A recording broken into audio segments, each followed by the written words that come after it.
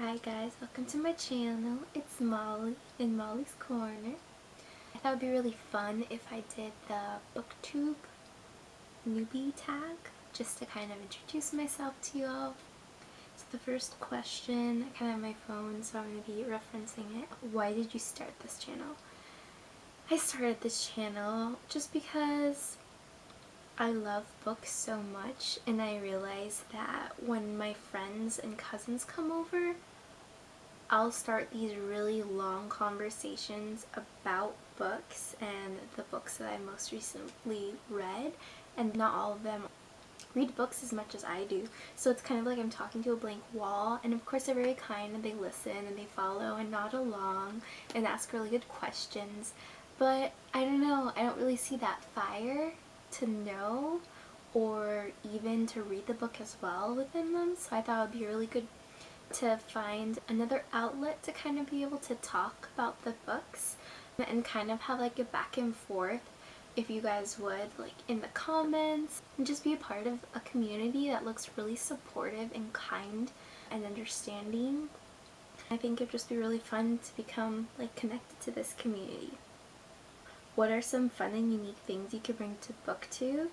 Some fun and unique things I think I can bring are definitely my personality. I can be a pretty bubbly person, but I'm also very introspective. I'm very spiritual person. I'm very much about good vibes, positivity, and intentions. I'm also a teacher, so I'm thinking I can bring in some like short summaries and like helpful tips for books that are really common in the school system, whatever books you guys might suggest. What are you most excited for about this new channel? Something I'm most excited for is to become a part of the community and to find out more about who else is out there loving books along with me. I'm also super excited to challenge myself to read even more. Normally when I read, I don't really have time, besides when I'm talking to family and friends, to kind of really digest the book that I've read or really go back through and kind of break it up. And I think it would be really cool to kind of have like a playlist of all the books I've read, and I can go back and remember, oh yeah, I really loved that book, or oh no, that book was a waste of time for me personally. I'm also super excited to see what you guys suggest, what else is out there. I'm excited to see new perspectives. I'm just excited in general. The next question is, why do you love reading? So I've always been a lover of books ever since I was a really little girl. I had this set of Winnie the Pooh books. They're pretty big like books, and they weren't chapter books, but they were like the story books with the huge pages, like double pages mostly, and when you line them all up on the side, it had a picture, I think, of Winnie the Pooh and Piglet holding hands.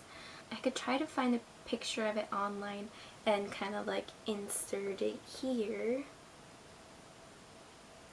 I hope I find it, because this would be pretty awkward, me just right here. I carried the whole set with me everywhere. I refuse to leave one behind. That's just kind of how I've always been. I always am carrying around tons of books with me. I love immersing myself into this other world. I love seeing other people's perspectives. I've just always been someone who's like, you put the book in front of me, I start reading, and the words disappear, and it's like cinematic, it's in my mind, you know? It's fascinating the things that the human mind can come up with, the levels of creativity that there is out there. So that's just a few of the reasons why I love reading. What book or series got you into reading? Probably, I just said that Winnie the Pooh book series. That was probably one of the earliest books I remember reading, but maybe when I was a bit older, trying to think of another series that really got me into reading. I think it's like 4 books, and one of them is like Once Upon a Curse, and then I know there's like one that's like Dragon's Breath or Dragon's Scale or something like that. They were all kind of about this girl who finds out that she's a witch. She kisses this frog, but she's wearing like this spell reversal like bracelet or necklace that her grandma gave her, and she ends up turning into a frog, and she and the frog boy have to go on this adventure to try to series. I really just love that series. I think that's kind of where I started like having a love for all things witchy and magical. So it's definitely probably one of my favorite book series. I also really loved A Mango Shaped Space by Wendy Mass. It's about this girl who has synesthesia, but she doesn't know the name for it yet, and she's always kind of associated sounds with colors, and I think that her letters or numbers have personalities. It's a real life thing that people have. When I read that book, I really loved, it's kind of a coming of age novel, and it was really interesting to see her kind of like figure out that she has this thing that's real and she's not just pretending, she doesn't have to hide it anymore. So that's another book that really got me into reading. What questions would you ask your favorite booktubers? Oh, I don't know, would there be like specific or probably like general questions like how do you continue to make like great content and think of ideas for content? How much of your life does booktube take up? Like I'm sure if you're a booktuber you love reading, so it's kind of part of your natural life to continue reading, but how much of like filming and editing takes up your life? Where to kind of go to get more connected? Who to reach out to be more connected to the booktube community? I'd probably ask something along the lines of what type of methods do you use to kind of keep track of your reading? How do most booktubers have beautiful pictures on Instagram showing off the books that they've bought? I'd probably ask more logistical questions like how do you edit? How do you decide which books to talk about when? Do you kind of do themes? How often do you film? Just kind of like those basic questions.